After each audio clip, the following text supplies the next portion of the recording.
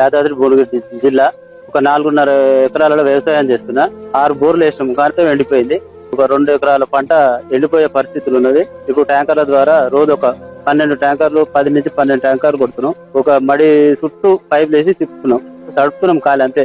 దాని ద్వారా పంట కాపాడుకోవాలని చూస్తున్నాం. ట్యాంకర్లకు రోజు అంటే 10 అంటే మినిమం ఒక 6,000 నుంచి 7,000 ఖర్చు అయితే. ఈ వర్షాన్ని పండిస్తే ఇప్పుడు మిగిలేదు ఏం లేదు, కానీ పంట కాపాడుకునే ఉద్దేశంతో ఈ ట్యాంకర్ల ద్వారా నీటి సరఫరా చేసి పంటను కాపాడుకోవడం జరుగుతుంది. ఒక 4 ఎకరాల దాకా వేస్తే మొత్తం ఎండిపోయింది.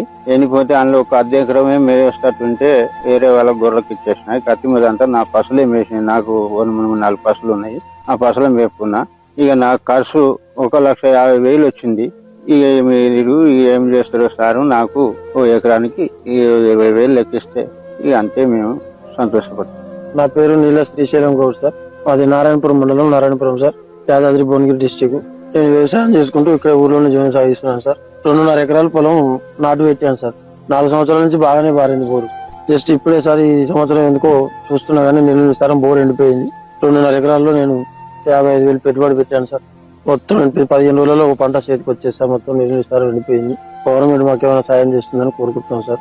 పెట్టుబడి పెట్టి లాస్ అయిందని సార్. నేను గవర్నమెంట్ ఆదుకోగలదని కోరుకుంటున్నాను.